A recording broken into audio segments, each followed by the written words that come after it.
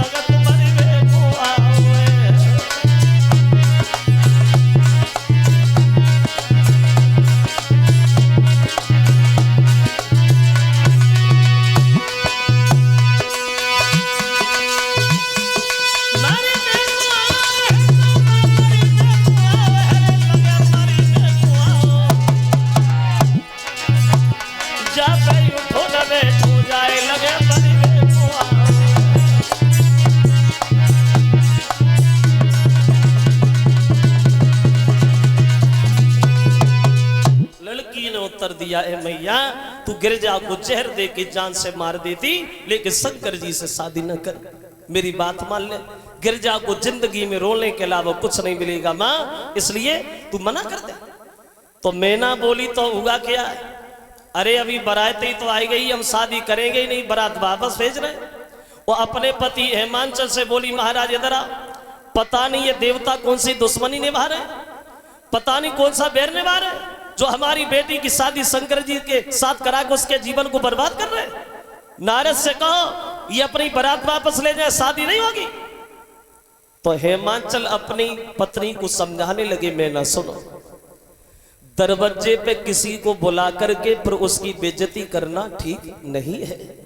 अब जो भी है जैसे भी है वो ठीक है, शादी कर दो। बोले नहीं मर जाऊंगी लेकिन शंकर जी के साथ शादी हरगिज नहीं करूंगी।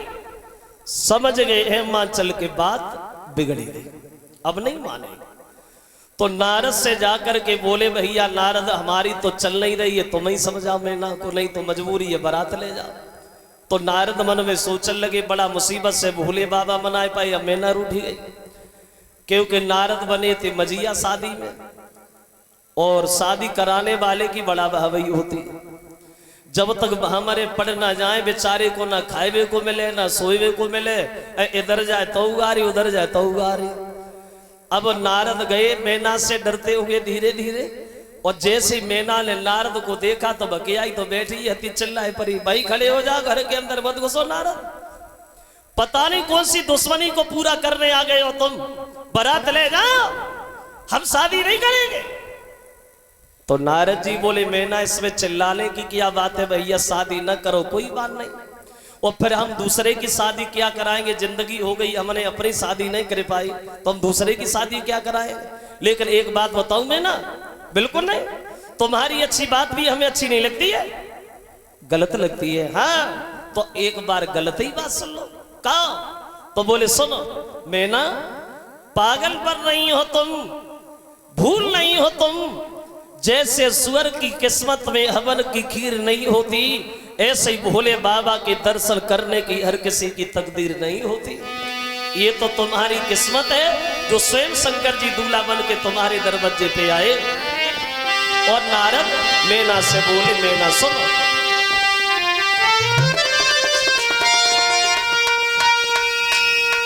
दुनिया में कोई पुरुष नहीं और जो शिव की समता पाई जाए, और सुअर को इतना और भाग्य का जो वो खीरी हवन की खाई जाए।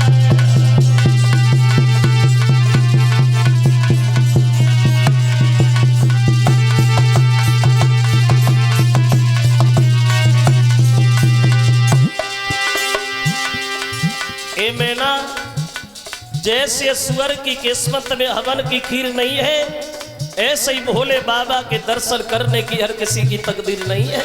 वह बोले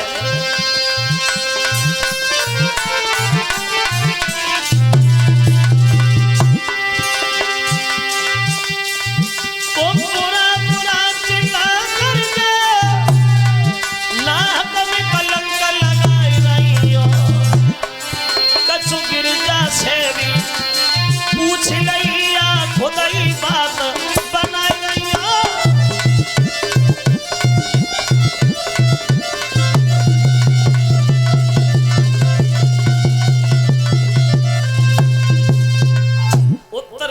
है गिरजा की मां मेना से नारद, इसलिए हमारी बात मानो और शादी चुपचाप कर दो।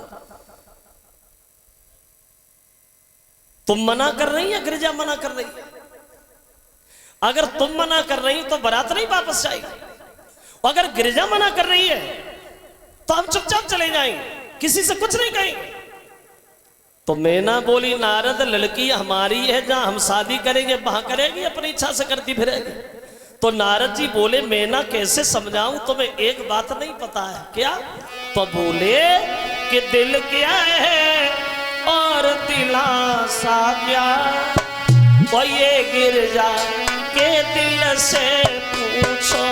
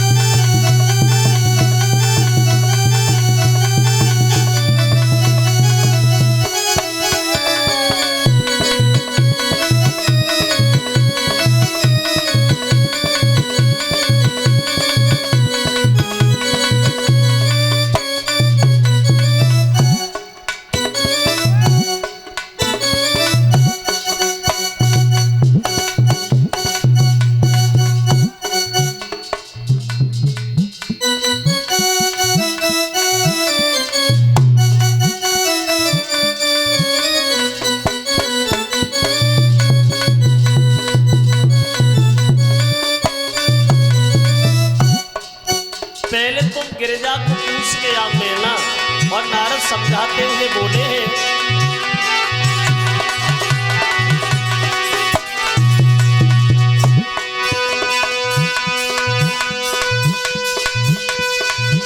दिल क्या है और दिलासा क्या, ये गिरजा के दिल से पूछो।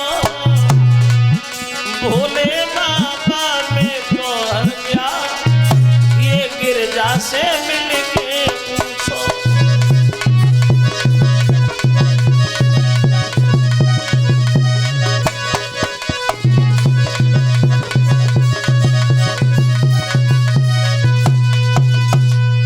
पहले तुम गिरजा को पूछ के आओ, अगर शादी कर रही है तो भी बढ़िया है और नहीं कर रही है तो भी बढ़िया है, हम इधर ही बैठे।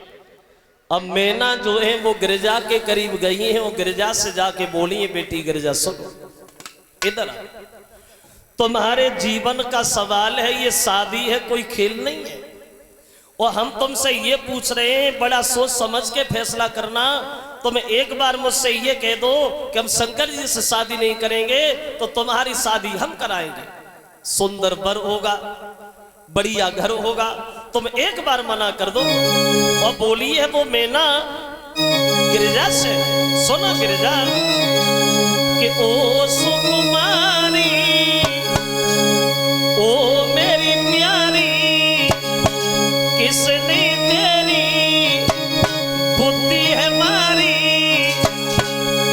काय भई बाबरिया गिरजा, कैसे कटेगी उमरिया ओ गिरजा।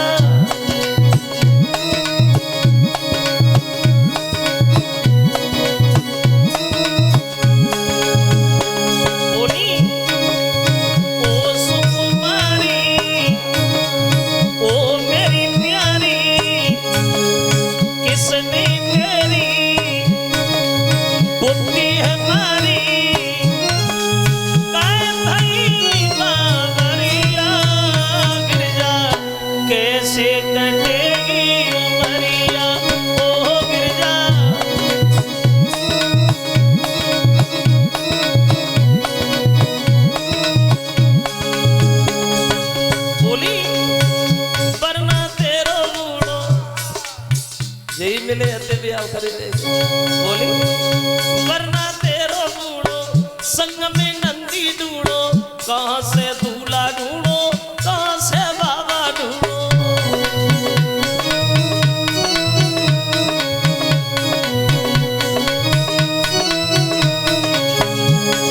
इस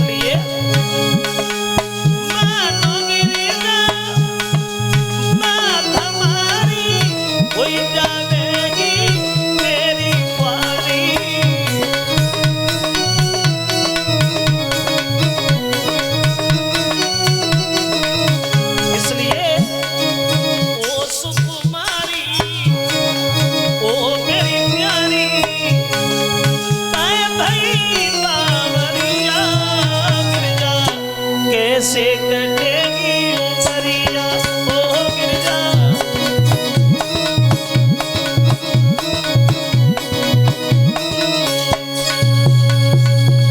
मना कर दे बेटी गिरजा, सिर्फ एक बार मना कर दे तो तेरी शादी हम कराएंगे, सुंदर बर बढ़िया घर, एक बार मना करो।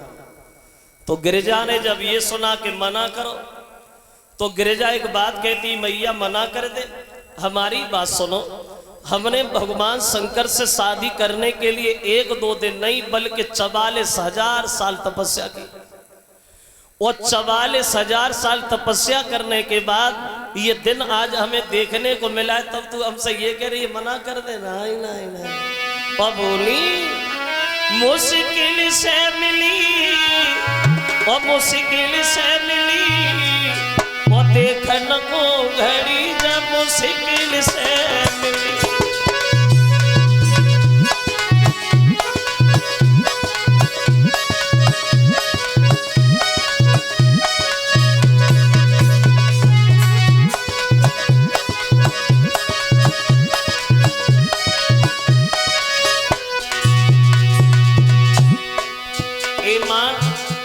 वो दिन आज हमें याद आ रहा है जब हम तपस्या करने वन में गए, छूटे मेरे सब परिवारी,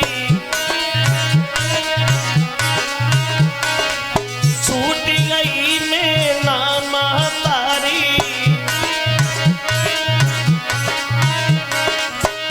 मेरे दिल की कली जब मुश्किल से खिली, कली जब मुश्किल से खिली, देखन को घड़ी जब मुश्किल से।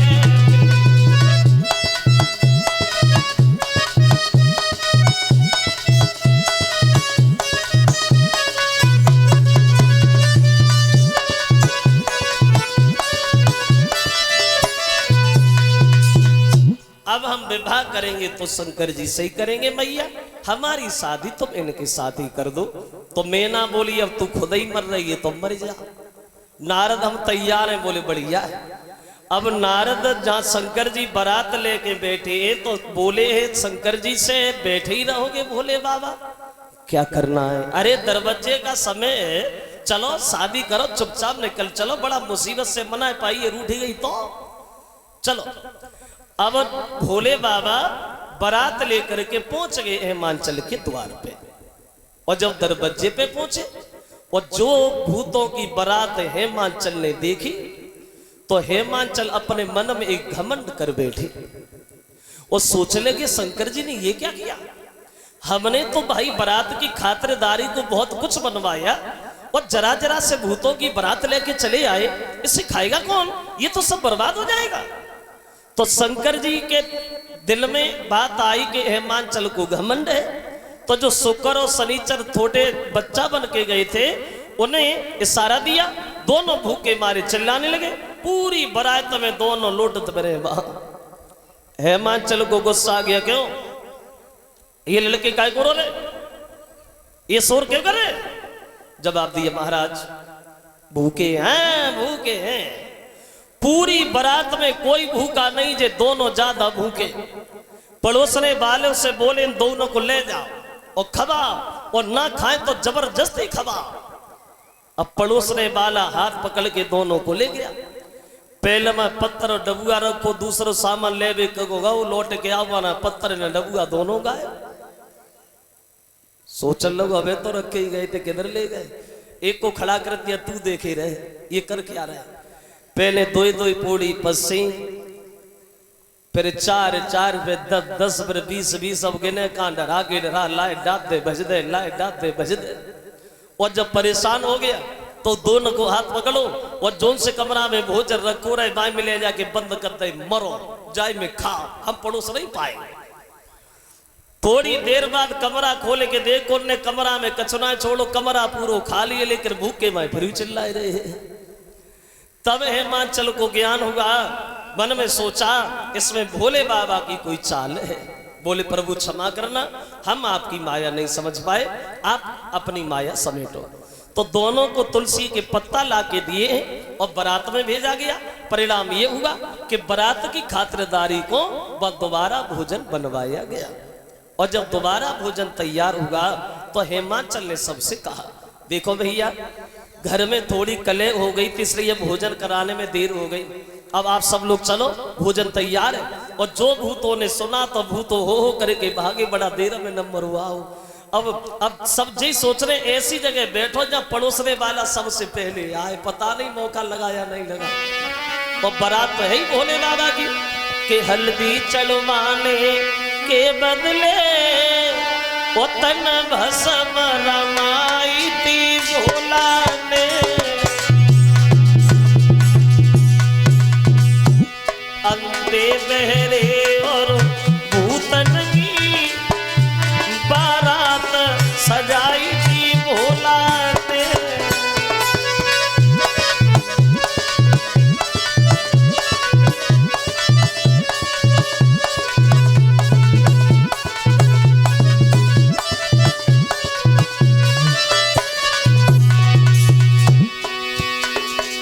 अब सब लोग भोजन कर रहे और तो कहूं कछु नाय भो, लेकिन जहाँ शंकर जी बैठे हैं उनकी एक तरफ एक अंधा बैठ गया और दूसरी तरफ बहरा बैठ गया। उन दोनों में लड़ाई हुई गई। बहु ये अंधा खाई लो खुल्ला न खुल्ला, कोनी बहरा ने उठाई लो रसगुल्ला। अंधा रसगुल्ला ढूंढी लो, किधर गया अभी तो ही रखा था। अंधा रसगुल्ला ढूंढी लो, दही बालू साई भोला ने। दूल्हा की सुंदर तस्वीर आंगन में दिखाई दई भोला ने।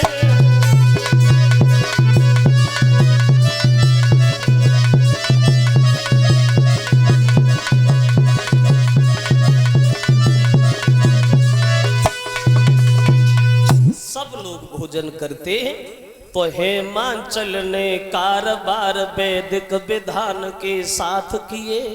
वो शुभ लगन मुहूर्त के आते वो गिरजा के पीले हाथ किए। शादी हुई गिरजा की शंकर जी के साथ में और गिरजा की संगई विदा भई। और ये गिरजा चली आई कैलाश पर्वत पे। और जब ये पर्वत पे रहने लगी हैं तब इनके एक पुत्र पैदा हुआ जिसका नाम कार्तिकेय रखा गया। उन कार्तिकेय के हाथों से उस तारक नाम के राक्षस का वध हुआ है।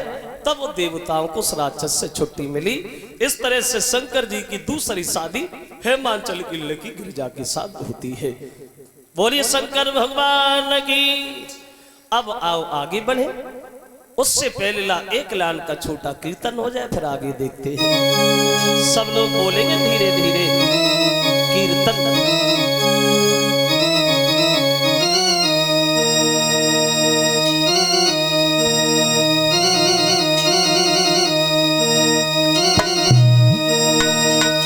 अरे झूला हर एक चौपाई पे शंका, एक एक चौपाई के एक नहीं कई एक अर्थ निकलते। ये रामायण एक विद्वान ने नहीं लिखी है, कई अनेकों विद्वानों ने लिखी। तुलसी कृत रामायण, वाल्मीकि रामायण, जगदीश रामायण, राधेश्याम रामायण, आनंद रामायण, आदर्श रामायण, बहुत सी रामायणें हैं। उन सब में से थोड़ा थोड़ा देखें कि प्रभु श्री राम का अवतार कब हुआ, कैसे हुआ और क्यों हुआ। 3 सवाल, कब हुआ, कैसे हुआ और क्यों हुआ। बताया अयोध्या में एक राजा हुए हैं जिनका नाम पड़ा है अज। और इन अज के ही घर में हुए हैं महाराज दशरथ। और इन दशरथ के घर में 3 रानियां बताई गई। लेकिन एक विद्वान ये कह रहा है कि दशरथ के घर में 3 रानियां नहीं बल्कि दशरथ के घर में 760 रानियां थीं। इन 3 रानियों का दर्जा सबसे ऊंचा बड़ा था, इसलिए ये 3 ही गिनी जाती। ये दशरथ राजा तो थे, लेकिन ये परेशान ज्यादा थे, दुखी बहुत थे। क्यों? इतनी रानियां होने के बाद में भी दशरथ के घर में कोई पुत्र की प्राप्ति नहीं भई। दशरथ के घर में एक लड़की पैदा हुई थी जिसका नाम पड़ा था शांता। और ये शांता जो पैदा हुई थी, ये शांता महाराज श्रृंगी ऋषि को भी आई गई थी। और उस लड़की के होने के बाद दशरथ के घर में पुत्र नहीं हुआ तो ये दशरथ दुखी हुए। लेकिन दशरथ दुखी तो हुए, तुलसीदास के अनुसार रामायण में यह मिलता है कि दशरथ को एक ही बार दुख हुआ कि मेरे लड़का नहीं है। वैसे इन्हें दुख तो रोजाना होना चाहिए था कि मेरे लड़का नहीं है, इन्हें एक ही बार दुख क्यों हुआ? और जब दशरथ को एक बार दुख हुआ तो कौन सी बार हुआ? तो तुलसीदास ये कहते हैं दशरथ को सिर्फ एक बार दुख हुआ। कब? तो बोले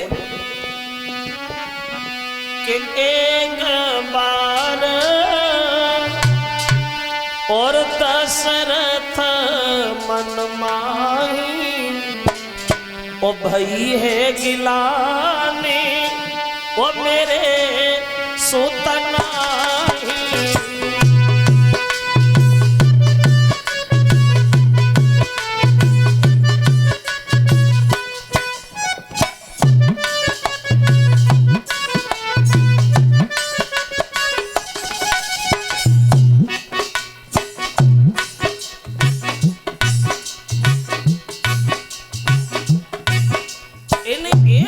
दुख हुआ, बोले एक बार दशरथ मन माही, भई है गिलानी मेरे सुतनाही।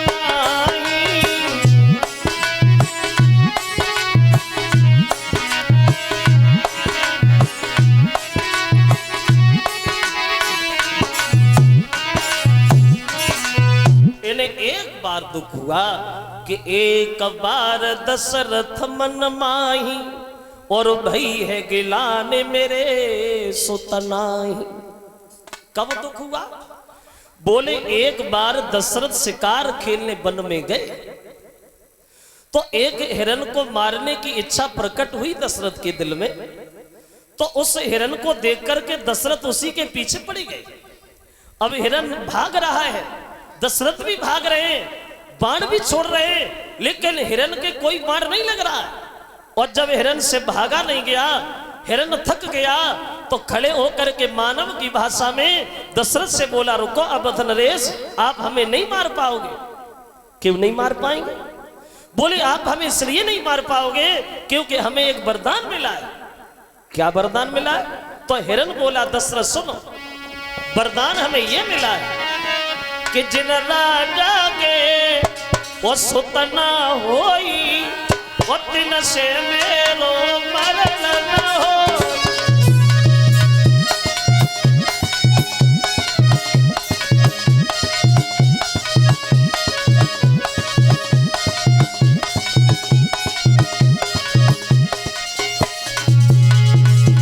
हिरन बोला, जिन राजा के और सुतना होई, वो दिन से मेरो मरण न होई, दिन से मेरो।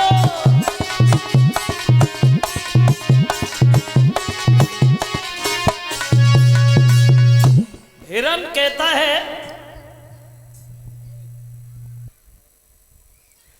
हमें ये वरदान मिला है दशरथ जी, जो लोग संतानहीन है, जिनके घर में कोई पुत्र नहीं है, उनके हाथ से मेरा वध नहीं है। तो उस दिन दशरथ को दुख हुआ कि एक बार दशरथ मन माई, और भई है गिलाने मेरे सुतनाई।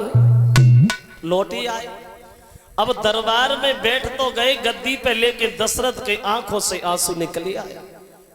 तो वशिष्ठ ने जब दशरथ को उदासी में देखा, तो गुरु वशिष्ठ पूछने लगे, दशरथ रो रहे हो, क्यों रोए? क्या हुआ? तो कहने लगे गुरुदेव अब तो जीवन अच्छा नहीं लग रहा है, अब ऐसी जिंदगी से मर जाना ही ठीक है। क्यों? कोई घटना घट गई? तो कहने लगे महाराज अभी तक तो हमारी इंसान ही मजाक करते थे, लेकिन अब तो जानवर भी तिरस्कार कर रहे हैं, जानवर भी हंसी कर रहे हैं। ऐसे जीवन से भला ये है कि मैं मर जाऊं वो ही ठीक है महाराज, अब मैं जिंदा रहना नहीं चाहता। तो वशिष्ठ दशरथ को समझाने लगे विद्वान होकर के अज्ञानों जैसी बातें न करो दशरथ। सुनो, विद्वान कभी मरने की बात नहीं करता है। जब हमें घर में शांति पहुंचानी होती है तो हम लोग शांति हवन कराते, और जब पुत्र की आवश्यकता पड़ती है तो हम लोग पुत्र यज्ञ करवाते। अरे तुम चिंता क्यों कर रहे हो? हम आज ही श्रृंगी ऋषि को बुलवाएंगे जो प्रकांड विद्वान है यज्ञ हवन करने में, और तुम्हारे घर में पुत्र यज्ञ करवाएंगे। और हमें पूर्ण विश्वास है तुम्हारे घर में एक नहीं, धीरज धरो होए सुतचारी, तुम्हारे घर में एक नहीं 4 लड़का होंगे, ये हम तुम्हें वचन देते। फिर क्या हुआ? अब वशिष्ठ ने श्रृंगी ऋषि को बुलवा लिया और दशरथ के घर में पुत्र यज्ञ शुरू करवा दिया। और जब यज्ञ हुआ तो ये दशरथ के घर में यज्ञ 1-2 दिन नहीं, बल्कि प्रमाण ये मिला कि दशरथ के घर में ये यज्ञ 1 साल 6 दिन लगातार चला। और जब यज्ञ संपन्न हुआ तो उस यज्ञ से अग्निदेव प्रकट हुए। अब वो अग्निदेव खाली हाथ प्रकट नहीं हुए, एक हाथ में खीर का भरा हुआ कटोरा है, उस खीर के भरे हुए कटोरा को दशरथ जी के हाथ दिया। और एक बात कही सुना दशरथ, इस हवन की खीर को तुम खीर नहीं समझना, भगवान का दिया हुआ प्रसाद समझ करके अपनी 3 रानियों में बांटना, उन्हें खिलाना, भगवान के नाम पे विश्वास करना, तुम्हारे घर में पुत्र अवश्य पैदा होंगे।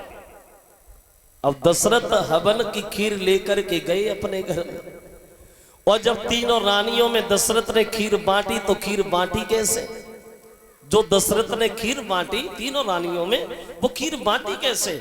तो तुलसीदास ये कहते हैं जब 3 रानियों में खीर बांटी दशरथ ने वहां के अरद भाग कौशल्य ही दीना,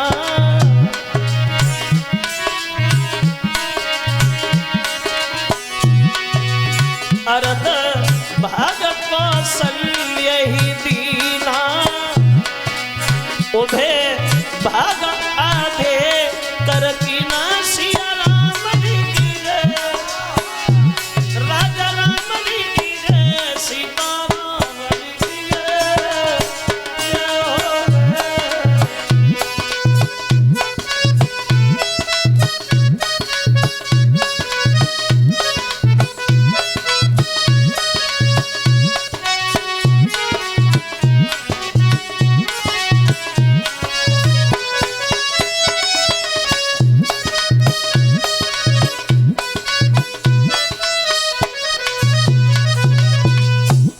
रानियों में खीर दशरथ ने बांटी।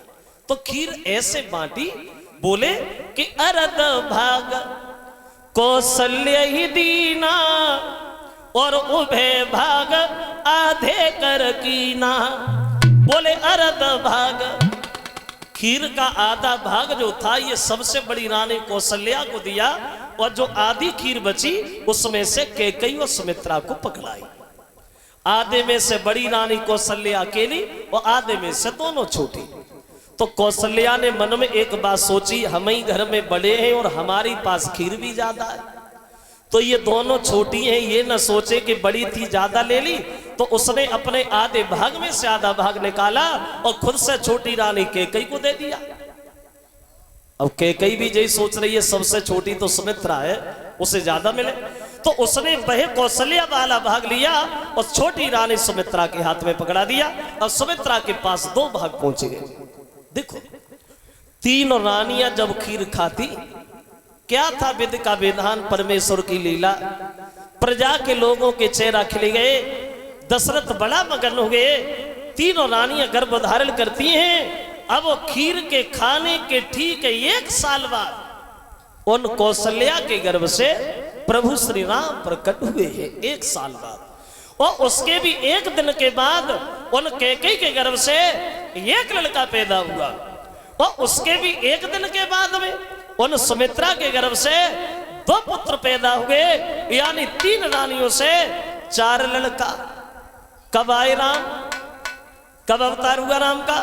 तो तुलसीदास कहते हैं कब आए राम, तो बोले सुनो कब आए राम, बोले कि नौमी तिथि मधु मास पुनीता, और शुक्ल पक्ष अभिजीत हरि प्रीता।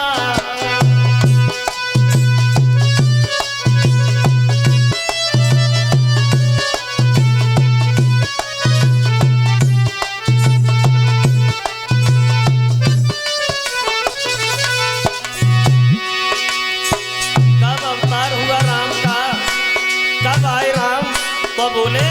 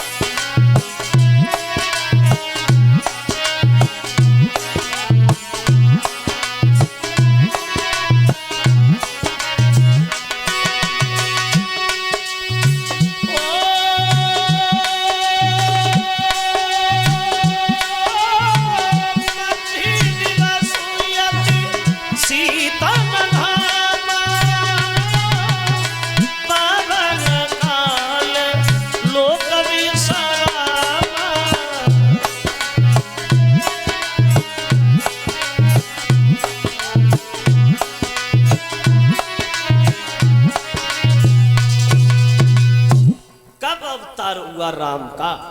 तो तुलसीदास जी कहते हैं कि नौमी तिथि मधुमास पुनीता, और शुक्ल पक्ष अभिजित हरि प्रीता। नौमी तिथि मधुमास, मधुमास कहते हैं चैत के महीना को। तो चैत के महीना की नौमी वाली तिथि को, कौन सी नौमी को? शुक्ल पक्ष की नौमी, और दिन मंगलवार। चैत के महीना की शुक्ल पक्ष की नौमी दिन मंगल को आए प्रभु श्री राम। चलो बढ़िया है, चैत में आए, नौमी को आए, लेकिन आए कितने समय पे? 12 बजे, 1 बजे, 1:30 बजे, 2 बजे, 2:30 बजे, क्या बजे? तो तुलसीदास बजे नहीं बता पाए रामायण में, 1, 2, 2:30, 3 बजे आए। तुलसीदास कहते हैं कि मध्य दिवस, मध्य दिवस, मध्य दिवस का मतलब होता है दिन के बीच में, और दिन के बीच का मतलब होता है दोपहर में। शीत न घामा, न सर्दी और न गर्मी। चैत के महीना की शुक्ल पक्ष की नौमी दिन मंगल, दोपहर को आए प्रभु श्री राम। अवतार हो गया। अब तो दशरथ बड़ा मगन हुए, दरवाजे पे दान लुटवाने लगे, बधाई बजना शुरू हो गई। अब दशरथ बड़े मगन हैं, अब दशरथ के दरवाजे पे बधाई बजना शुरू, मेले नाचना शुरू हो गई।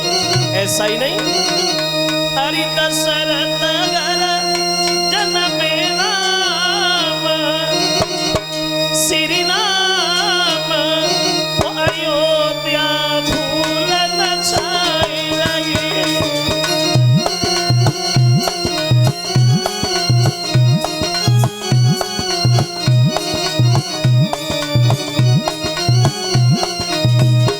बधाई बज रही है, दशरथ बड़े मगन हैं।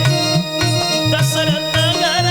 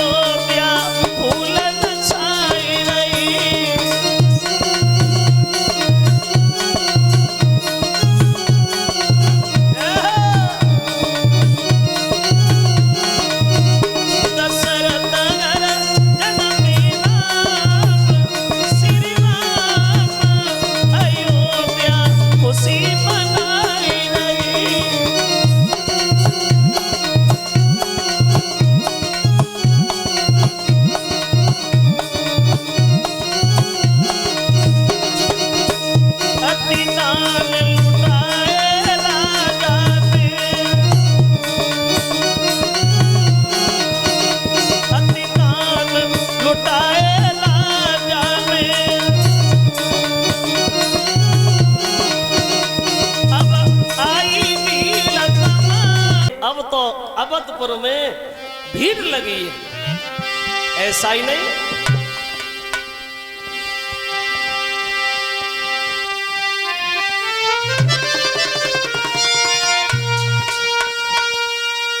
सज सज के सेज सकल सजनी हर पहुंची मंगल साज किए।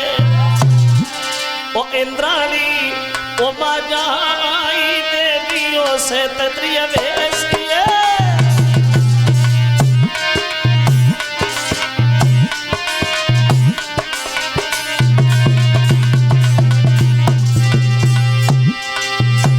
बड़ा आनंद आ रहा है, आनंद रागती धूमी धूमी,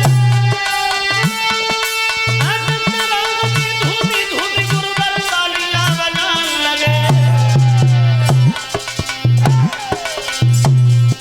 बूढ़े ब्रह्मा को सूझ पड़ी तो वे खड़े ही हाथ मटकाने लगे।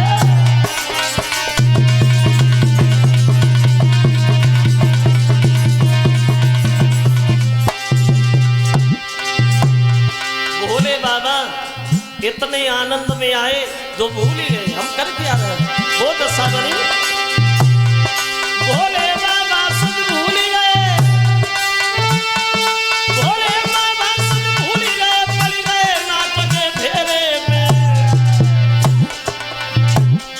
रज में सुकुमार तिलक रावण सुर मंडल के घेरे।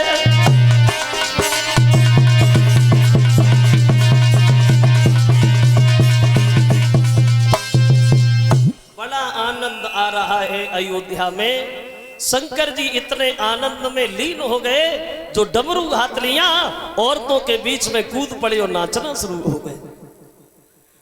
अवतार तो हुआ भगवान श्री राम का इस तरह से। अब सवाल ये बनता है कि क्यों आए श्री राम, क्यों अवतार हुआ राम का। तो देखो, राम के अवतार के बारे में एक नहीं बल्कि कई एक प्रमाण मिले। क्यों आए राम, तो एक विद्वान ये कहता है कि भगवान को आने के लिए कोई तारीख कोई तिथि से थोड़ी होती है, किस लिए आए थे राम। फिर क्यों आए, तो तुलसीदास ये बता रहे हैं कि जब जब हो धर्म की हानि और बाल है असुर अधम अभिमानी, तब तब प्रभु धरे विविध शरीरा और हरे कृपा निधि सजन पीरा। तुलसीदास कहते जब जब पृथ्वी पे पापों का भार होता है, जब जब दीन दुखियों का तिरस्कार होता है, जब जब घोर अत्याचार होता है, बोले तब तब भगवान का अवतार होता है। क्यों आए थे राम, तो तुलसीदास जी बोले रावण कुंभकर्ण मेघनाथ जब घोर अत्याचार ढाने लगे तो उन्हीं का संहार करने के लिए प्रभु श्री राम को भूतल पे आना पड़ा। लेकिन दूसरे विद्वान ने तुलसीदास की बात फेल कर दी।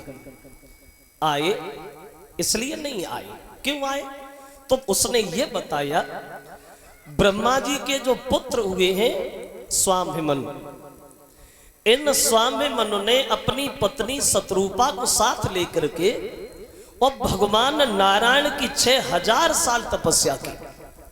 तो भगवान इनसे प्रसन्न हुए, बोले वरदान मांगो।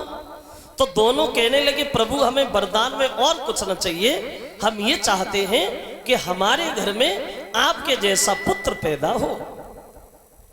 तो भगवान बोले भैया हम अपने जैसा कहां ढूंढेंगे, एक काम करो, ये को त्रेता में जब तुम दशरथ और कौशल्या बनोगे तब हम तुम्हारे पुत्र राम बन के आएंगे, इसलिए आए थे राम। लेकिन तीसरे विद्वान ने इनकी भी बात फेल कर दी, बोले इसलिए भी नहीं आए। फिर क्यों आए, तो एक प्रमाण और हम आपको दे जल्दी में, क्यों आए राम। तो एक दिन शंकर जी जो थे वो अपने कैलाश पर्वत पे अपनी पत्नी गिरिजा को कथा सुना रही थी। वो कथा जब सुना रहे थे तो शंकर जी बोले सुनो गिरिजा, एक कल्प में भगवान का अवतार क्यों हुआ बोली क्यों हुआ? तो शंकर जी कहते गिरिजा सुनो क्यों आए थे राम? तो बोले कि नारद श्रापति नये गवारा, कल्प एक कहीं लगी अवतारा।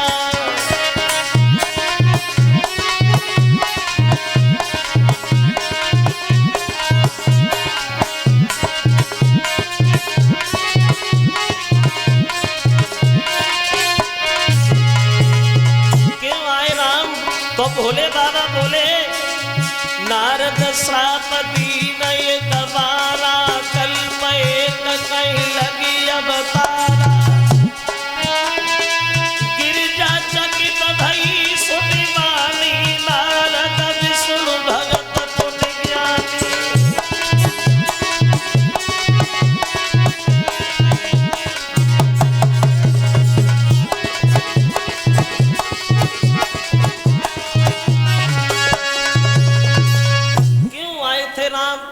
तो शंकर जी बोले एक कल्प में इसलिए आए, क्यों?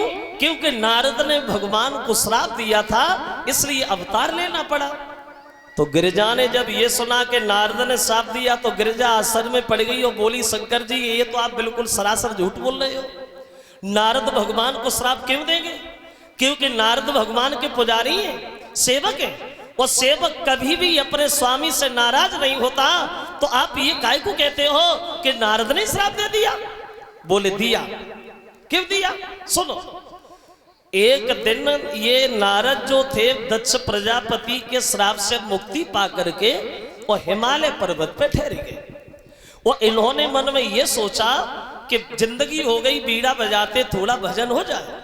तो इन्होंने तपस्या शुरू कर दी और इतनी कठिन तपस्या करी नारद ने, जो इनकी तपस्या देख करके देवताओं का राजा इंद्र भी घबरा गया और सोचने लगा, लगता है ये नारद महात्मा बन के नहीं जीना चाहते, हमारी गद्दी छीनना चाहते। और देखो इंद्र को इसी बात का भय रहता था, इसीलिए इंद्र डरता था कहीं हमारी जो कुर्सी न चली जाए, क्योंकि इंद्र का कोई टिकाऊ नाम नहीं था। इंद्र नाम की एक पदवी थी, जो तपस्या में सफल हो जाता था वही उठा करके देवताओं का राजा इंद्र बना दिया जाता था। और इंद्र इसीलिए डरता था कहीं हमारी ये कुर्सी ना चली जाए, कहीं हमारी ये सीट ना निकल जाए। पहले ये वोट नहीं पढ़ते थे जैसे आजकल वोट पढ़ते। पहले जो तपस्या में सफल हुआ वही राजा बना। और जब कुर्सी की याद से खींचातानी ना रही है, बहुत दिन पहले से रही है। जब कुर्सी जितनी बैठे हुए में ना टूट रही होती, जब खींचातानी में टूट रही है। वो अपनी तरफ खींच रहा, वो अपनी तरफ खींच रहा, कैसे निकले सीट निकले। देखा होगा आपने। वैसे चाहे जे लोग कबू गांव न घूमनू ना आए, जब वोट पड़वे को नंबर हुआ फिर देखो गली गली छाने मात। नेतन की मीठी बात और जे वोट मांगे जोरे हाथ, और पीछे से जे मारे लात, कैसी राजनीति है। जे दबे को दबात जात और उठे को उठात जात, और भूली गए अब तात मात, कैसी ये कुरीति है। कहते हैं हजार बात और पूरी होई ना एक बात, और भाषण में न खावे मात, कैसी ये प्रतीति है। वैसे सुने होंगे भाषण आप लोगों ने। और भैया मैं तो देखता रहता हूं, लोग आते रहते, एक महीना में 4 गांव बदल देता हूं, देखता रहता हूं। और आज के राजाओं ने सबने एक ही बात सीखी है, चाहे कोई भी सही कैसा भी सही, माइक पे खड़े होकर के अपने मुंह से अपनी बड़ाई करना, उसके अलावा कोई कुछ जानता ही नहीं है। माइक पे खड़े हो गए और भाषण देना शुरू हो गए। हमारे इस प्रांगण में बैठे हुए सभी किसान व सभी मजदूर भाइयों, आज हम आप लोगों को देख करके आपका हार्दिक बंधन अभिनंदन कर रहे हैं। जय सबके शब्द है। अब भाषण हो गए शुरू। देखिए, हमसे पहले आए आके चले गए। क्या किया? कुछ नहीं किया, लेकिन जो हमने किया उसे बच्चा बच्चा जानता है। हमने देखा तुम्हारे गांव में पानी की ज्यादा समस्या है।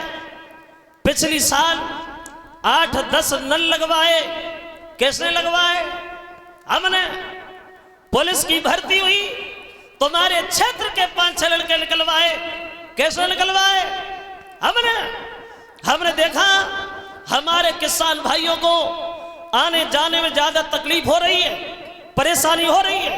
पूरे उत्तर प्रदेश में सड़कों का जाल बिछवा दिया। कैसे बिछवाया? हमने। अब की बार अगर तुमने हमें भारी बहुमत से विजयी बनाया, अब की बार अगर तुमने हमें जिताया, तो हम पूरे उत्तर प्रदेश में गरीबी को नहीं छोड़ेंगे। लोगों को गरीबी से ज्यादा दुश्मनी है, गरीबी को नहीं छोड़ेंगे। वैसे ये तो भूल ही जाते, कहते हुए इन्हें ये कहना चाहिए कि हम गरीबों को ही नहीं छोड़ेंगे। और जब गरीब नहीं रहेंगे फिर गरीबी काहेगी? पता है, गरीबी को हटाते हटाते खुद हट जाते, लेकिन जब गरीबी कभी नहीं हटी। कितनी गरीबी हमारे हिंदुस्तान पे अभी इस समय। आज के आंकड़ों में अपने देश की जनसंख्या है लगभग मान लो 1.25 अरब की। 1.25 अरब की जनसंख्या, और कर्जा कितना है? 52 अरब रुपया कर्जा लगाइए। 1.25 अरब की जनसंख्या है और 52 अरब रुपया कर्जा है। जो बच्चा भी पैदा नहीं हुआ है, जो बच्चा भी अपनी मां के पेट में पल रहा है, वो भी बच्चा 6,660 रुपए का कर्जेदार है। इतना निर्धन है अपना हिंदुस्तान। ये पैसा कहां गया? गया कहां? जिसे मिला उसने पकड़ लिया, अपनी जेब में घुसेड़ लिया। हमें खुद से मतलब है, हमें तुमसे मतलब नहीं है। एक गीत हमारे मामा जी गाते थे और वो कहते थे कि मेरी पूजा के लड़ुआ कहां गए? तो बोले कि मेरी पूजा के लड़ुआ और गणेश खा गए भी मेरी पूजा के लड़ुआ।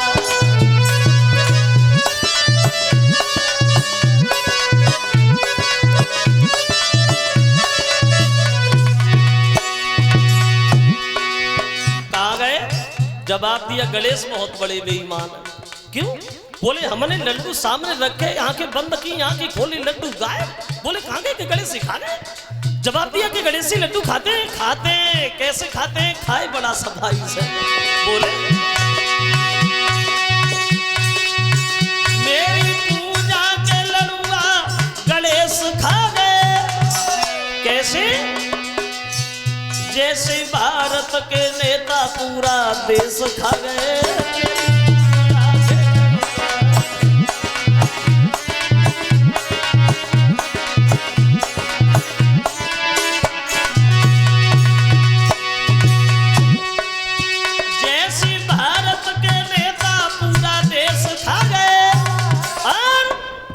बिजली वाले बत्ती के तीनों फेस खा गए।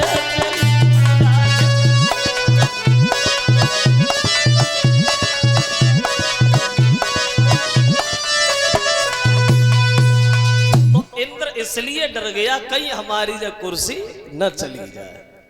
तो कामदेव से बोला, भैया कामदेव, नारद तपस्या कर रहे हैं, उनकी आंखें तुम्हें खुलवानी है, और कैसे खुलवाओगे जो तुम जानो।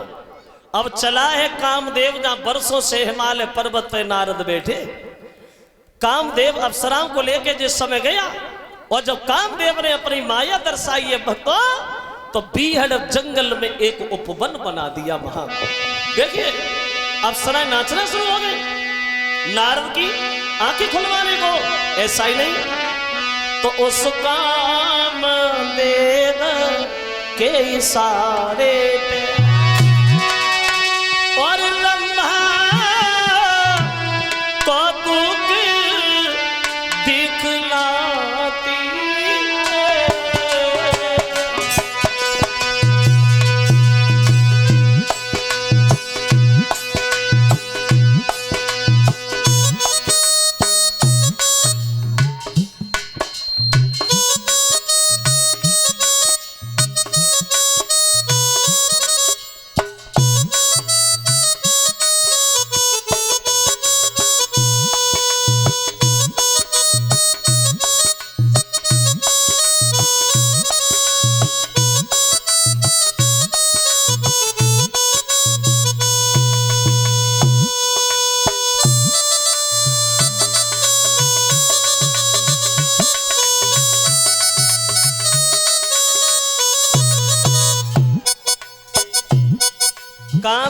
जब अपनी माया दिखाने लगा, अप्सराएं नाचना शुरू हो गई, नारद के ऊपर चुनरिया फहराना शुरू हो गई, लेकिन नारद पे असर नहीं पड़ रहा किसी का।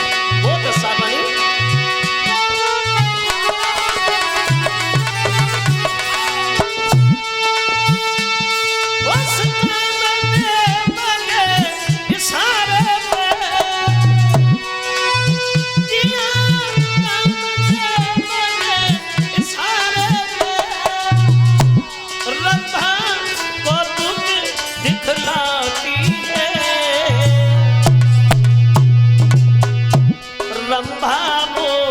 चुनरी नाची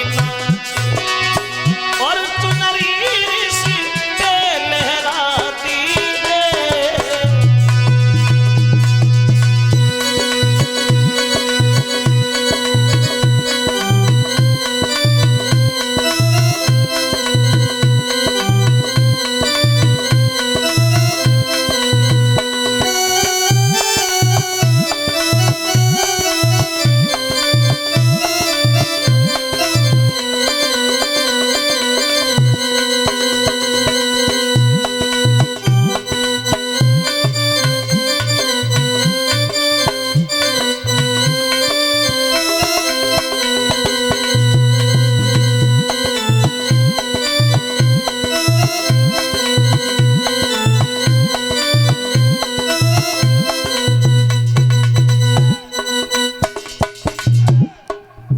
अब कामदेव बड़ा परेशान है, नारद की आंखें खुलवाने को बूढ़ उपाय कर दिया, लेकिन कोई पेश नहीं गई नारद पे।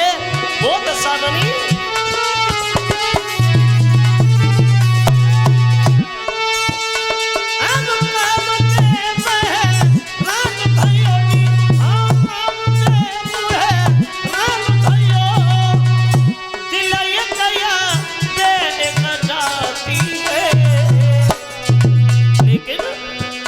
परबाल ब्रह्मचारी ऋषि के और नहीं देश किसी की जाती है।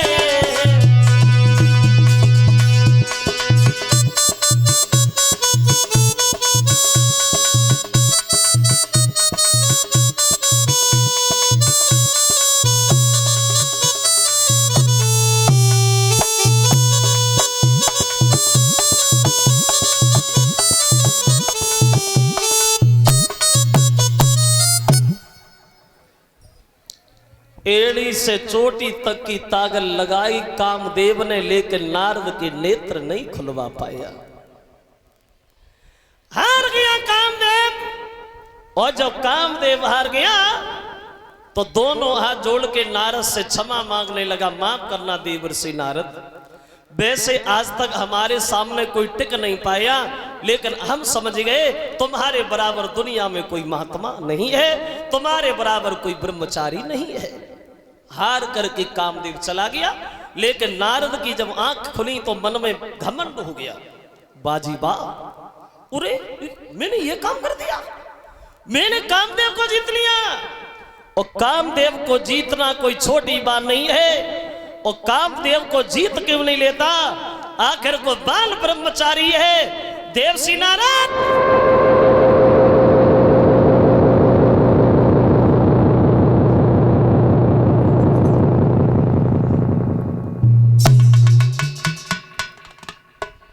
घमंड हो गया नारद को, घमंड। और एक बात जरूर ध्यान रखना, घमंड ही इंसान को पतन की तरफ धकेल ले जाता है। घमंडी का सर हमेशा नीचा होता है, चाहे वो विद्वान हो, चाहे वो पहलवान हो, चाहे वो धनवान हो, चाहे वो बलवान हो। जिस आदमी के दिल में घमंड आया समझो ये तो गया। अब घमंड में फूले हो गए। अब नारद को चैन कहां है? चले आगे बढ़े कैलाश पर्वत के लिए। और जब कैलाश पर्वत पे पहुंचे तो शंकर जी ने नारद का बड़ा सम्मान किया। आइए बाबा जी आइए, आज तो बड़े दिनों में दिखाई दिए हो, कहां रहे नारद? नारद बोले और हम जैसे महात्मा दरवाजे दरवाजे मारे फिरते। सम्मान से बोलना सीख लो। बोले बाबा हम कोई छोटे साधु है? सुना नहीं तुमने मेरे बारे में? बच्चा बच्चा जानता है मैंने कामदेव को जीत लिया है। वो कामदेव को जीत कर नहीं लेता, आखिर को बाल ब्रह्मचारी है देवर्षि नारद।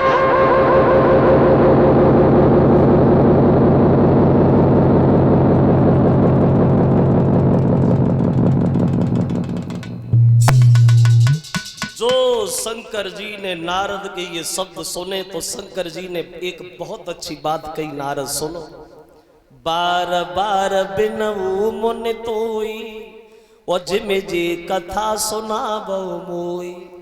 जे कहानी तुम हमें सुना रहे हो ये बात कभी भूल करके भगवान नारायण से न कहना, नहीं तो नतीजा गलत हो जाएगा, क्योंकि हम तो भूले हैं, हमें दुनियादारी से मतलब नहीं है, लेकिन उनसे न कहना नहीं तो बात बिगड़ जाएगी। नारद बोले हमने के कोई चोरी की है, कोई डकैती डाली है, तुमसे कहा उनसे कहेंगे कोई छोटा काम किया हमने? उठे वो चल दिए। अब चले नारद कैलाश पर्वत से आगे बढ़े कि एक बार कर तब बरबीना गावत हरि गुण गान प्रवीणा।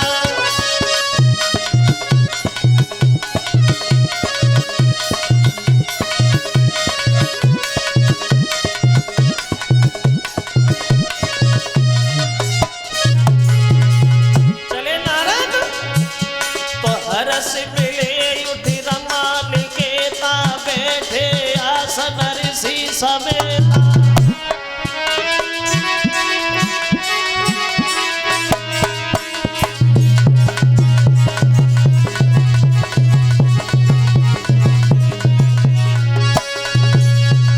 धीरे धीरे पहुंच गए भगवान नारायण के पास।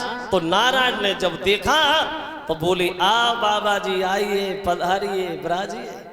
आज तो बड़े मगन दिखाई दे रहे हो नारद, क्या मिल गया? नारद बोले मिल गया। अरे क्या नहीं मिल गया?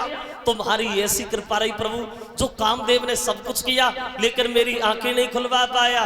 और खुलवा कहां लेता भैया, आखिर को बाल ब्रह्मचारी है देवर्षि नारद।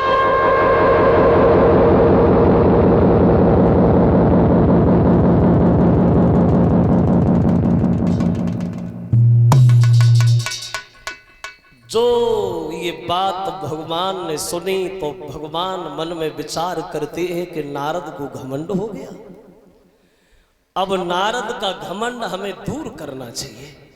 तब तो नारद के मुंह पे नारद जैसी बात कही, बड़ा अच्छा किया नारद तुमने जो कामदेव जीत लिया। और महात्मा के लिए कौन सी छोटी बात है कामदेव को जीतना है? नारद बोले हाँ प्रभु देखो तुम समझ गए, तुम समझ गए कोई छोटा काम किया, बहुत बड़ा काम किया। उठे और चले गए। लेकिन भगवान इधर अपनी माया दिखाने लगे। एक बड़ा सुंदर नगर बसाया, जिस नगर के राजा हुए हैं शीलनिधि, और उन्हीं के घर में एक लड़की पैदा हुई जिसका नाम पड़ा विश्वमोहिनी। अब घमंड दूर करने को अब लड़की जवान हो गई, और जब लड़की जवान हो गई तो शीलनिधि ने अपनी बेटी का किया स्वयंवर। स्वयंवर, लड़की अपने पति को स्वयं ही बरे, उसे कहते थे स्वयंवर। और गंधर्व विवाह किसे कहते हैं? बोले गंधर्व विवाह उसे कहते हैं जिसे आजकल कहते हैं लव मैरिज, प्यार में शादी। उससे पहले गंधर्व विवाह कहा जाता था। तो शीलनिधि ने किया स्वयंवर। उस स्वयंवर से ज्यादा नहीं, मात्र 2 दिन पहले ही नारद वहीं से निकलते हुए गए। तो देखा कि नगर बड़ा बढ़िया है, चलो राजा से भेंट करें। अब नारद को चिन्ह कहाँ है, अब पहुंच गए शीलनिधि से मिले। तो शीलनिधि ने बड़ा सम्मान किया। आइए बाबा जी, बड़े अच्छे समय पे आना हुआ है आपका। कल परसों हमारी बेटी की शादी है, अब आप आई गए हो तो क्या हमारी बेटी का भविष्य बता सकते हो? नारद बोले बिल्कुल पागल, बुद्धि खराब है तेरी, सुना नहीं तूने मेरे बारे में? बच्चा बच्चा जानता है, मुझसे बड़ा कोई विद्वान है क्या? और जब हम कामदेव को जीत सकते तो क्या दिन दिशा नहीं बता सकते? अरे बुला लड़की को अभी बता रहा हूं। उधर से विश्वमोहिनी को बुलाया, लेकिन कैसी थी वो भगवान की माया। वो लड़की इतनी सुंदर थी, इतनी सुंदर थी, जो नारद लड़की की चेहरा की तरफ देखा तो पलक चलाने का ध्यान ही भूल गए। चेहरा पे चकोर बनेगा। सोचे लगे परमात्मा इस लड़की की भाग्य रेखा बड़ा सुंदर है, इसकी शादी जिससे भी होगी वो अमर हो जाएगा और दुनिया भर में उसे कोई हरा नहीं पाएगा। अब मैं माता बन के नहीं जीना चाहते, अब मैं तो शादी करेंगे। वो शादी करेंगे तो इसी लड़की से करेंगे, वो इस लड़की से शादी नहीं भाई तो हम जिंदगी में जिएंगे नहीं, क्योंकि हम बाल ब्रह्मचारी है। कौन बताए भविष्य की बातें। अब नारद अपने भविष्य में घूम गए। ऐसा ही नहीं भक्तों, तो छोड़ कर हाथ बेटी का नारद चले, वो दिल में बातें छुपी की छुपी रे।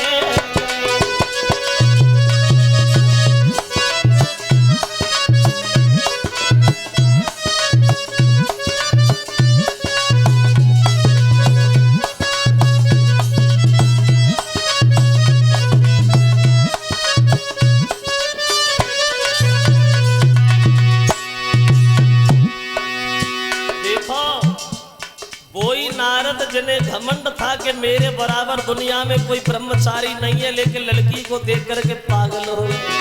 ऐसा ही नहीं, छोड़ कर हाथ बेटी का नारद चले, दिल में बातें छुपी की छुपी,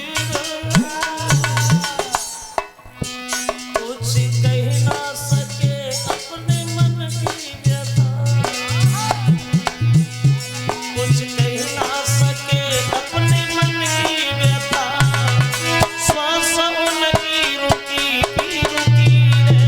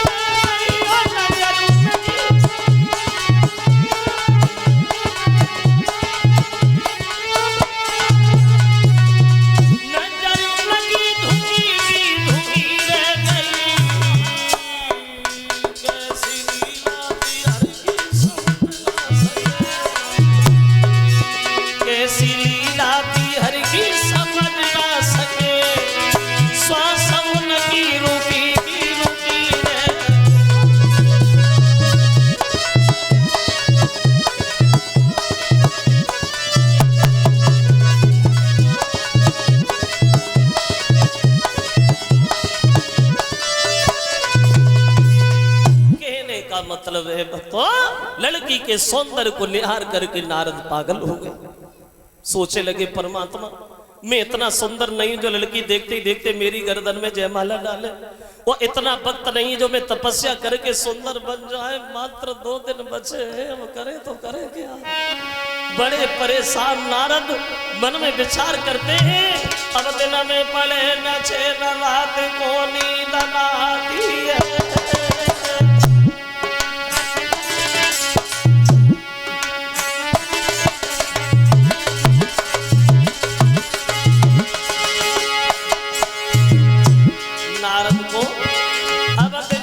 पले न छे न रात को नींद न आती है, जब देख नजर उठाई ध्यान में लड़की आती है। गरीबों किस दिन जब विश्व मोहनी दुल्हन बन मेरे घर में आवेगी रे, हराम अब खाना पीना है। और सोची नारद मिल लड़की के अब नहीं जीना है।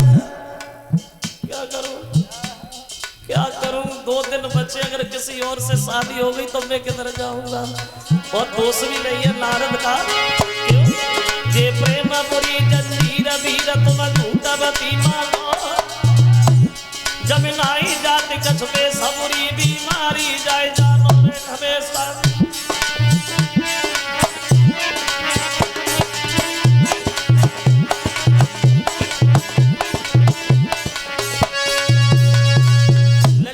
देख के नारद बड़े व्याकुल हो रहे हैं।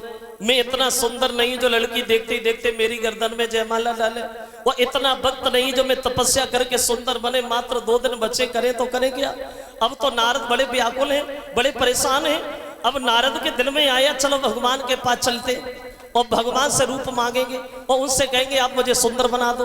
अब नारद ने मन में सोचा अगर भगवान के पास चलोगे तो बड़ा देर लगेगी, चलो भगवान कहीं बुला लेते हैं। अब भगवान का ध्यान किया, पहुंच गए नारद के सामने भगवान, और जो भगवान को नारद ने देखा तो नारद दोनों हाथ जोड़ के खड़े हो गए, प्रभु आज ऐसा कोई काम करो जो काम मेरे हित में हो, जय विधि होए ना हित मोरा, ऐसा काम कर दो जो काम मेरे हित में हो। भगवान बोले वही होगा जो तुम कहोगे, क्या करें। तो नारद जी बोले महाराज आप हमें सुंदर बना दो, और इतना सुंदर बना दो, इतना सुंदर बना दो, इतना सुंदर बना दो जो भी मेरी ओर देखे वो देखता ही रह जाए। क्या? हाँ हम सुंदर बनना चाहते।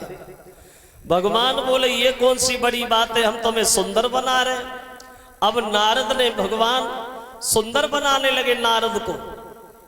अब इतना सुंदर बनाया, इतना सुंदर बनाया, शरीर तो सुंदर बना दिया लेकिन चेहरा बंदर का बना दिया। शरीर सुंदर और चेहरा बंदर का।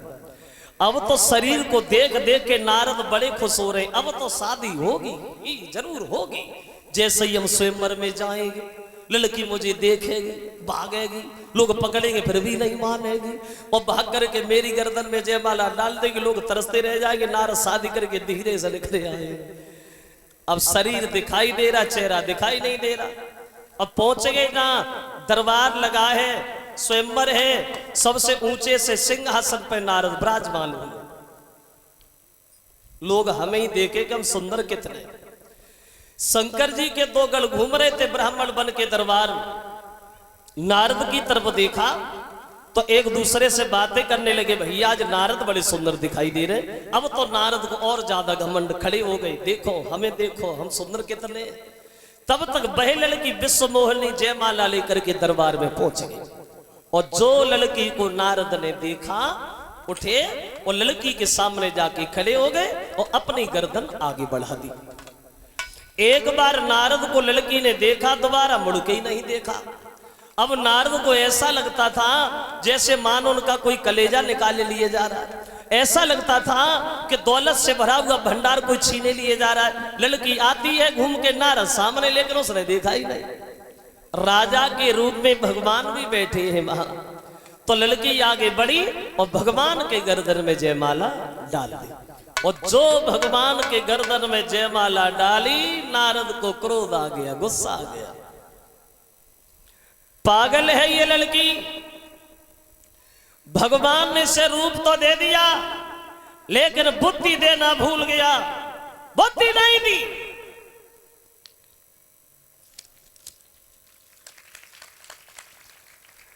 ये भी नहीं जानती इन लोगों में सबसे ज्यादा सुंदर कौन है। अरे हमें देखो, हमारी तंदुरुस्ती देखो। अब तुम लोग देख क्या रहे हो? इस लड़की से कहो जयमाला हमारे गर्दन में पड़नी चाहिए, शादी हम करेंगे। हम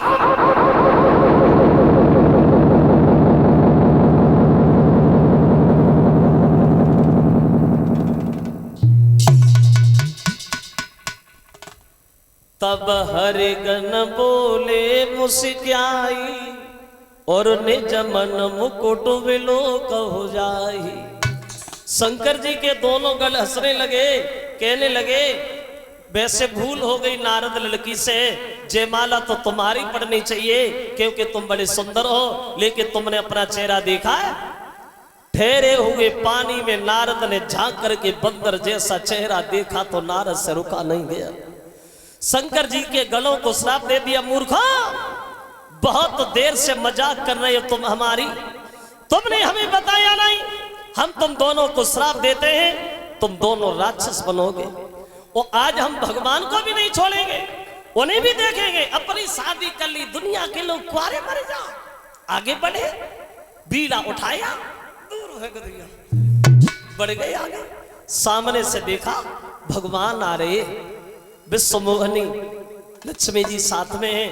और जैसे ही नारद को देखा तो भगवान आनंद लेने लगे और पूछने लगे, कहाँ जा रहे हैं नारद? कहीं जा रहा हूं। अरे भैया बड़ा गुस्सा में हो, कहाँ जा रहे? तुम्हारी पास आ रहा था। तुम्हारे क्यों? क्योंकि तुम कपटी हो। कपटी दूसरे का घर बसते नहीं देख सकते तुम।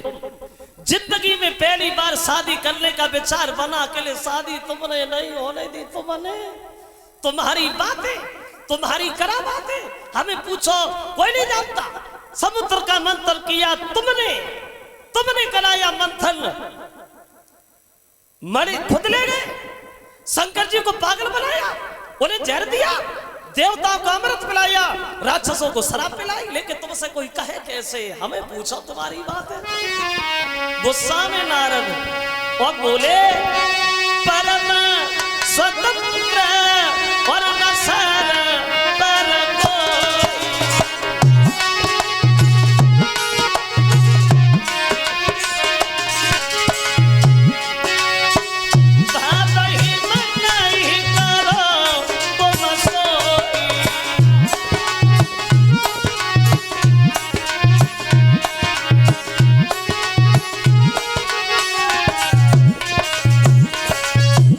सर पे तो कोई है ही नहीं, जो मन में आता है वही कर बैठते हो, कोई रोकने वाला नहीं है। लेकिन भले घर बेना दे दिया तुमने।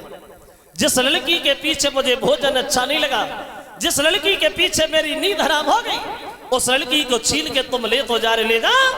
एक दिन वो होगा, इसी लड़की के पीछे तुम्हें भूतल पे जाना पड़ेगा। और जो बंदरों का चेहरा देख के तुमने हमारी हंसी की है, यही बंदर तुम्हारी सहायता करेंगे। ये हमारा श्राप है। बाद में जब भगवान ने अपनी माया हटाई तो नारद ने देखा ना मां लक्ष्मी जी है ना विश्वमोहनी है, कोई नहीं है। तब नारद को ज्ञान हुआ, पैरों पे गिर पड़े, प्रभु मेरा श्राप झूठ हो जाए, मेरा श्राप खंडित हो जाए, हम शादी नहीं नहीं नहीं, हम तो बाल ब्रह्मचारी है। भगवान बोले जो होना था वो हो गया ब्रह्मचारी जी। अगर तुम्हें तकलीफ है, कष्ट है, तो जपो जाए शंकर सतनामा और हुई है हृदय तुरंत विसनामा। हमें शंकर जी के भक्त बहुत प्यारे हैं, तुम शंकर जी का भजन करो। तो वो विद्वान कहता है, विश्व मोहनी सीता बनी है, विष्णु भगवान राम बने हैं, शंकर जी के दोनों गढ़ रावण कुंभकर्ण बने हैं, बंदरों ने राम की सहायता की है, इसलिए श्री राम को भूतल पे आना पड़ा। इसलिए अवतार हुआ था राम का।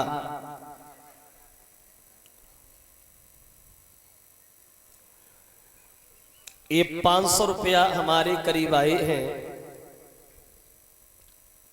ये रीना यादव पूर्व प्रधान, ये बैंक, उन रीना यादव प्रधान जी की तरफ से ये 500 रुपया हमारे करीब आए हैं। कामना करते हैं भगवान समाज में सम्मान और दीर्घ आयु प्राप्त होती रहे। ये 100 रुपया हमारे करीब आए हैं और 50 रुपया हमारे ढोलक मास्टर रवि के लिए और बाबा जी के लिए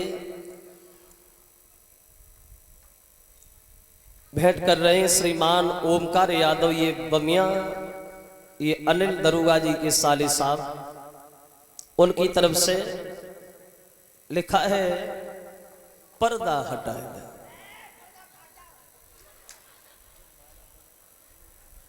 किधर लगी है पर्दा? हाँ चलो देखेंगे। गीत ये बड़ा है, इसमें बहुत समय लगता है।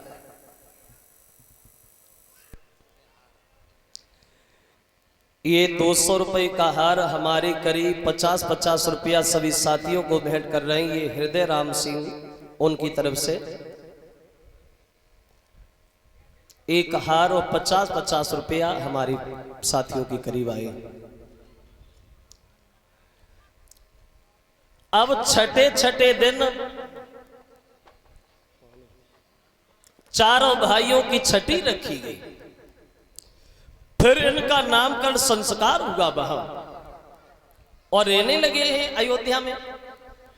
उधर विश्वामित्र को खबर मिली है कि राम का अवतार हो गया, तो विश्वामित्र सोचते हैं कि हमारा यज्ञ अधूरा पड़ा है, राक्षस पूरा नहीं होने देते। जब राम आई गए, चलो राम से कोई सहायता मांगी जाए। अब ये विश्वामित्र आजमगढ़ से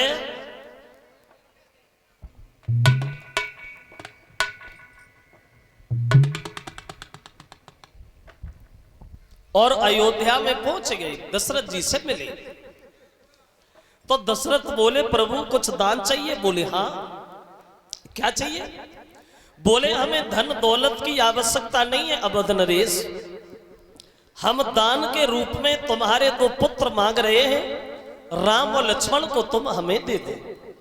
राम लक्ष्मण को लेने आए। जब ये सुना तो दशरथ जी की आंखों से आंसू निकले आया। क्षमा करना गुरुदेव, अगर तुम्हारी इच्छा है तो पूरी अयोध्या का राज्य आप हमसे मांग लो, जितनी हमारी घर में दौलत भरी है पूरी दौलत आप मांग लो, लेकिन राम लक्ष्मण को हम आपको नहीं दे पाएंगे, क्योंकि हमने बुढ़ापे में अपने बच्चों की सूरत देखी है।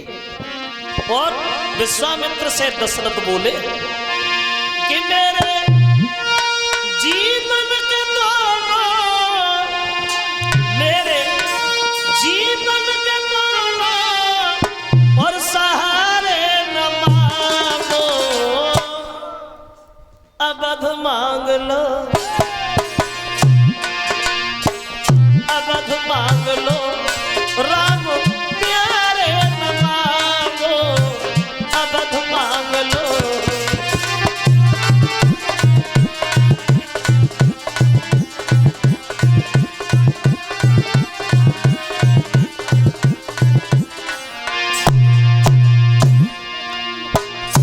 ए महाराज सुनिए, अरे छोटी छोटी पैया पैदल ना चल पाए, अभी छोटे हैं राम। अरे छोटी छोटी पैया पैदल ना चल पाए, छोटी नरम कलैया तलवा ना धर पाए।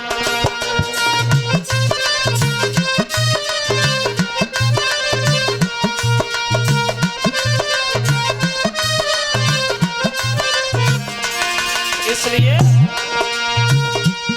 मेरी नैया के दोनों,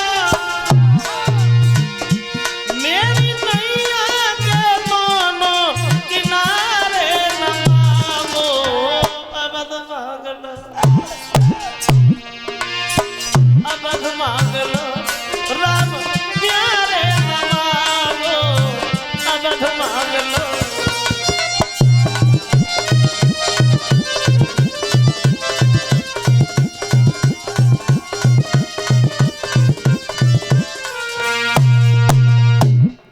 लक्ष्मण को ना मांगो, जो इच्छा हो वो मांगो। तो विश्वामित्र दशरथ को समझाने लगे, दशरथ सुनो, जिन्हें तुम साधारण बालक समझ रहे हो, ये कोई बालक नहीं है, भगवान। इनका अवतार हुआ है, पृथ्वी को हटाने को आए हैं श्री राम। इसलिए मेरी बात मानो, मोह जाल में न पड़ो, तो इन्हें हमारे साथ भेज दो। तो बोले महाराज अगर मानते नहीं हो तो ले जा, लेकिन हमारे बच्चों का ध्यान जरूर रखना। तो दशरथ से विश्वामित्र बोले, हम इनका क्या ध्यान रखेंगे, ये तो दुनिया का ध्यान रखने वाले।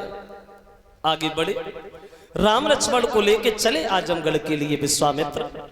तो रास्ता में जम्भासुर की पत्नी ताड़िका से भेंट भई राम की। तो राम ने विश्वामित्र के कहने से जीवन में पहली बार और पहले बार से उस राक्षसी ताड़िका का वध किया है वहां। अब ताड़िका का वध करके आजमगढ़ में पहुंच गए। विश्वामित्र यज्ञ शुरू कर देते हैं और राम लक्ष्मण यज्ञ की रक्षा करने के लिए धनुष बाण लेके खड़े हो जाते। और जब यज्ञ शुरू हुआ, स्वाहा स्वाहा की ध्वनि जब राक्षसों के कानों में पड़ी, तो यज्ञ का विध्वंस करने के लिए राक्षस भाग खड़े हुए आजमगढ़ में। तो राम लक्ष्मण तो खड़े ही यज्ञ की रक्षा करने। बोले आओ बड़े, हम तुम्हारे ही तो चक्कर में खड़े हैं, आ जाइए। अब हुआ ऐसा कि स्वाहा स्वाहा की धुन सुन के अब राक्षस सभी उमड़ आए।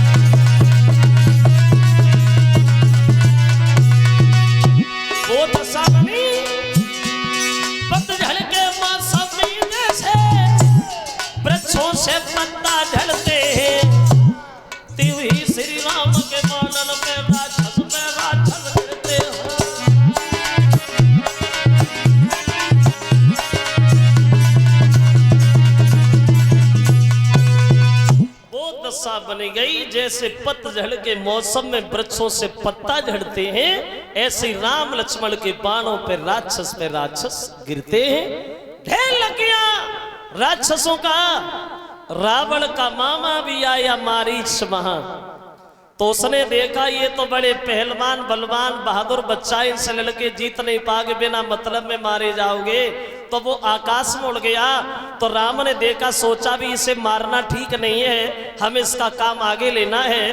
तो उस मारीच के ऐसा मार मारा जो आजमगढ़ से 400 कोस दूर जाके गिरा, हाथ पैर झाड़ करके भाग गया। भलारा जान बची। यज्ञ संपन्न कराया। अब इधर विश्वामित्र का यज्ञ संपन्न करा के और राम लक्ष्मण रहने लगे हैं आजमगढ़ में। राम लक्ष्मण तो आजमगढ़ में रह रहे हैं। और अब इधर देखते हैं थोड़ी देर जनक के घर में।